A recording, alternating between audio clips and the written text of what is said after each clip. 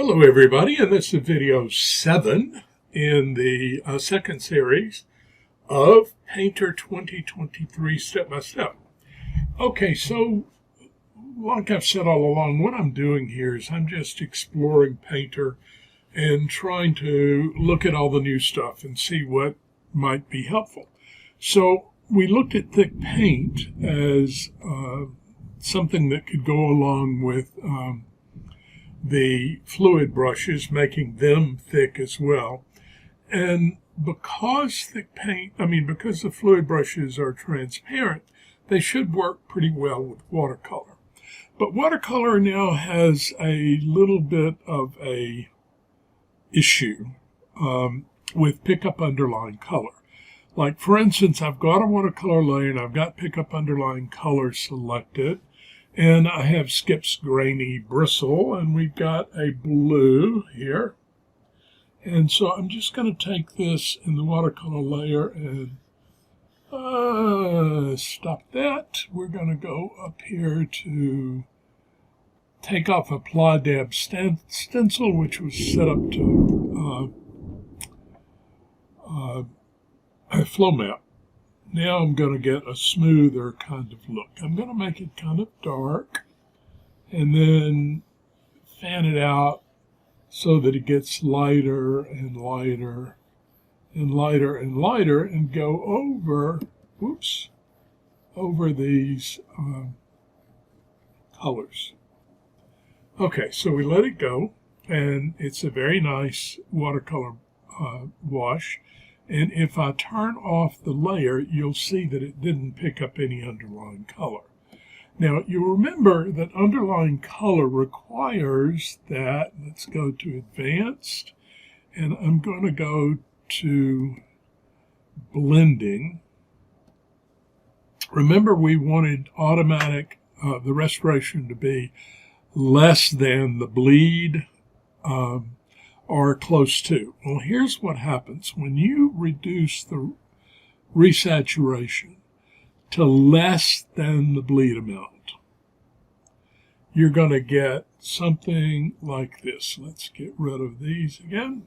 Okay, and I'm going to turn off this layer with color there because I don't want you to see any color happening from that layer. And as I paint with this, look at the color that's coming into play.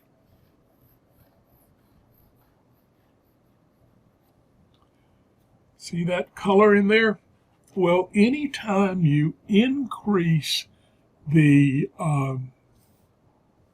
let's go back to this. Anytime you increase the bleed over the amount, the resaturation rather, you're going to get these variations of color. Now, sometimes that can be really, really interesting because in this darker line here, I think it looks nicer. Those colors kind of bleed in together. And maybe some particular color might be really pretty that way. See, so you get some nice kind of colors, but let's hit it back to its reset value. And now let's make the brush smaller. Now again, see, you can see the difference, and let's go ahead and turn this off again.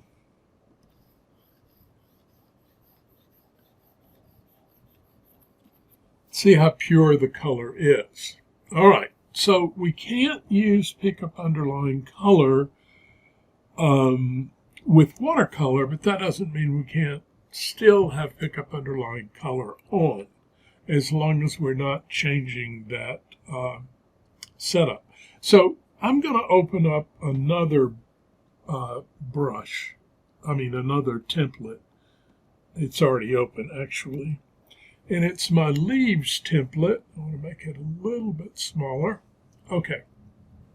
And I'm going to go to wrong place. I'm going to close that, open up the runny watercolor. There we go. And I'll go to basic, Skips Grainy Basic Watercolor 6. And I want to turn the paint down a bit. All right, so I'm going to start with this kind of nice blue. Did I not get that back? I'm seeing other color here. That doesn't look right. So let's do that. Go back to this. Yeah, why didn't that reset? There we go. All right, so now it's reset. I guess I didn't reset it because I was using a different brush and I forgot to reset. So let's close that. We'll take this down to a lower level and get rid of that. All right. So now we're going to come down. I want this to be a little bit smaller so I can control it a little better. Yeah, now that's right. All right, so I'm going to put in this gold kind of color. Make it a little bit lighter up there, a little bit darker here, a little darker on that line. We'll let that kind of go. And I want to put the same sort of color there. Now, if I go to a blue-green, and I come over the top of this, I should get a nice kind of olive green. I want that to be a little dark and then light.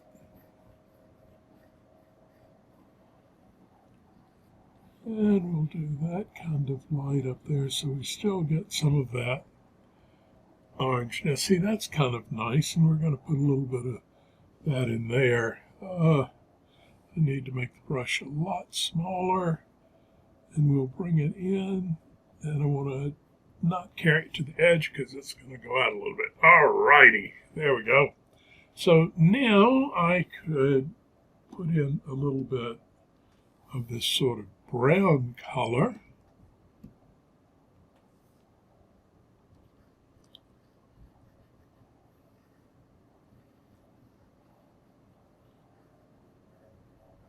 Like that, and let it kind of bleed. Then I'm going to go with this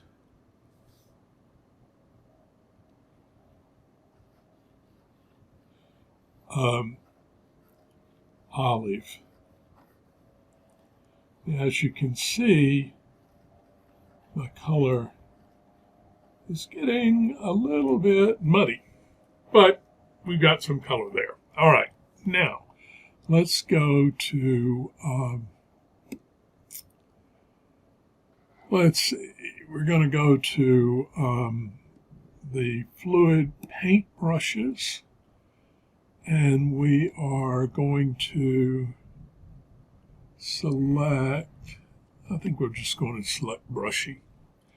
Okay, now I'm going to take this lighter color here. What I need to do now is open up another layer that's not a watercolor layer for this brush. And remember, it's going to paint in a transparent.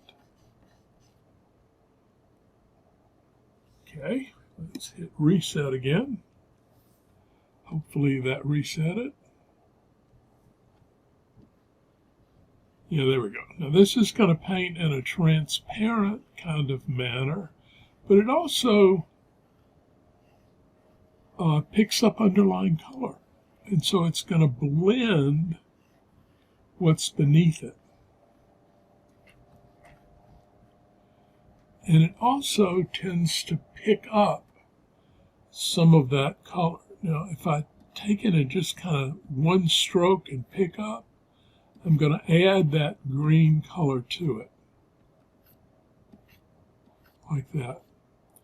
But then if I come over and I keep stroking, the paint is going to run out, and I begin to blend and create a pickup underlying color. Now look how pretty that watercolor starts looking there. Let's take this down to a small level, and we can kind of drop that in here. And I can even do a little line under here.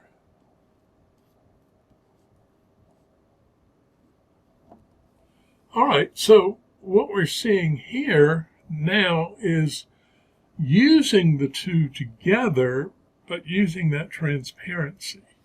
And we could probably, let's see what else we've got in here.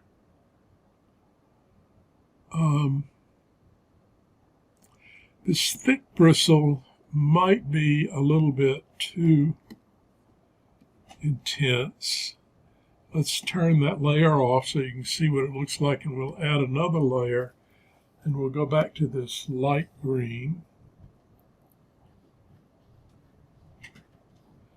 Yeah, look at how that transparency, and because it's picking up underlying color, I can smooth out the line if I wanted to. See? And now you could do that with any other brush too, with but taking it the opacity down, but it's not going to do it as well as this does because of this fluid paint opacity that you have there. All right, so I think we've sort of looked at enough stuff on the on different things that we can do with fluid brushes. Let's now switch to what's next. I want to go up to Help Topics, and I will bring that down to this page and bring it up. And we can see what's new in Corel Painter 2023, and we started with the fluid paint technology. And we're going to look at the selection brushes and the new enhanced selection stuff. All right, so that's what we'll see in the next video, which will be the start of Series 3, Selection Brushes. All right, talk to you in the next video. Bye-bye.